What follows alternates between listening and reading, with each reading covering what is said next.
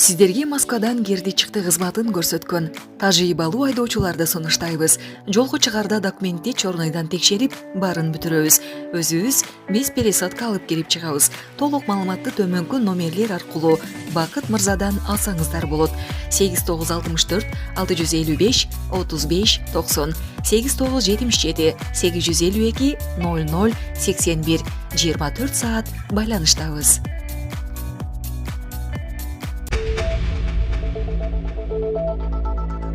Кремль Владимир Путинге кол салуу болгонун жарыялады. Кече кечинде Орусиянын президенти Владимир Путиндин Кремльдеги резиденциясына учкучсуз учуучу аппараттар менен сокку уруу аракети жасалган. Бул тууралуу бүгүн 3-майда Кремльдин басма сөз кызматы билдирди. Эки учкучсуз учуучу аппарат Кремльди көздөй багытталган деп айтылат маалыматта. Орус бийлиги муну 9-майдагы парадтын алдында президентке кол салуу аракети деп баалады. Учкучсуз учуучу аппараттар атып түшүрүлгөн. Кол салуу аракетинен жабыркагандар болгон жок. Украина орус тараптын билдирүүсүнө азырынча комментарий бере элек. Булак Суперкежи. Владимир Путинге кол салуу аракети. Украина бул боюнча билдирүү жасады. Украинанын президенти Владимир Зеленскийдин кеңсеси 3-майда Кремльге пилотсуз учактын чабуулуна эч кандай тиешеси жок экенин билдирди. Бул тууралуу Украинанын жергиликтүү басылмалары жазышты. Украина президентинин басма сөз катчысы Сергей Никифоров маалымат каражаттарына комментарий берип жатып, Украина чет өлкөлүк аймактарга кол салбайт деп айтты. Кремльге түнкү чабуулдар деп аталган окуя боюнча бизде эч кандай маалымат жок.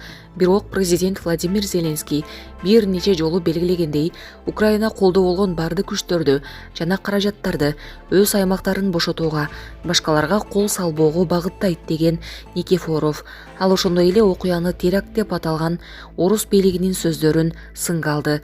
Бүгүн 3-майда Кремль Орусия президенти Владимир Путиндин Кремльдеги резиденциясына учкучсуз учуучу аппараттар менен сокку уруу аракети жасаганын билдирген. Орус бийлиги муну 9-майдагы парадтын алдында президентке кол салуу аракети деп баалады. Булак Суперкежи. Белградда окуучу мектепте ок чыгарып 10 жакын адам өлдү. Сербиянын борбору Белград шаарында мектепте 7-класстын окуучусунун куралдуу кол салуусунан бери дегенде 10 киши набут болду. Новости басылмасы 3-майдагы окуяда 8 окуучу, бир кароолчу каза болгонун кабарлады. Информер жана Би-92 басылмалары бир мугалим да окко учканын жазды. Түрдүү булактарга 7-ден 16-га чейин адам жараат алганы айтылды. Ок аткан 14 жаштагы бала кармалды. Жанынан 2 тапанча жана молотов коктейлдери салынган рюкзак табылган.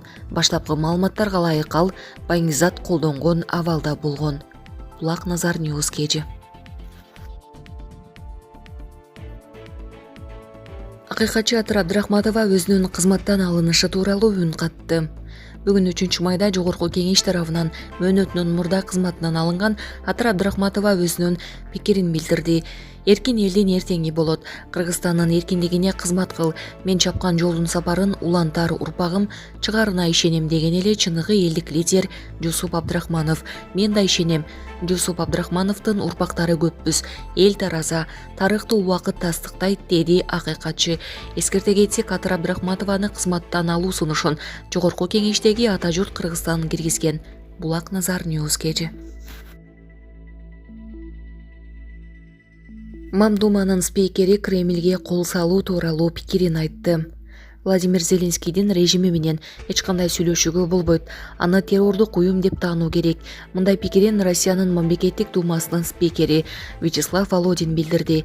Мурдараак маалымдалгандай, шаршембиге караган түнү Киев режими Россия президенти Владимир Путиндин Кремльдеги резиденциясына пилотсуз 2 учак менен сокку урууга аракет кылган. Президентке жасалган теракт. Бул Россияга кол салуу. Зеленский теракт жасоого буйрук берип, башка эл аралык террористтер менен бир катарда турган. Киевдин террордук режими бүтүндөй бир мамлекетти басып алып, Россиянын, Европанын коопсуздугуна коркунуч келтирүүдө, деди ал өзүнүн Telegram каналында. Анын айтымында батыш өлкөлөрүнүн Зеленский режимине курал-жарак берген саясатчылары алар террордук аракеттердин демөөрчүсү гана эмес, түздөн түз шериктери болуп калганын түшүнүшү керек. Зеленскийдин режими менен эч кандай сүйлөшүүлөр болушу мүмкүн эмес. Биз Киевдин террористтик режимин токтотуп, жок кыла турган куралды колдонууну талап кылабыз деп жыйынтыктады мамлекеттик думанын спикери. Булак Спутник Кежи.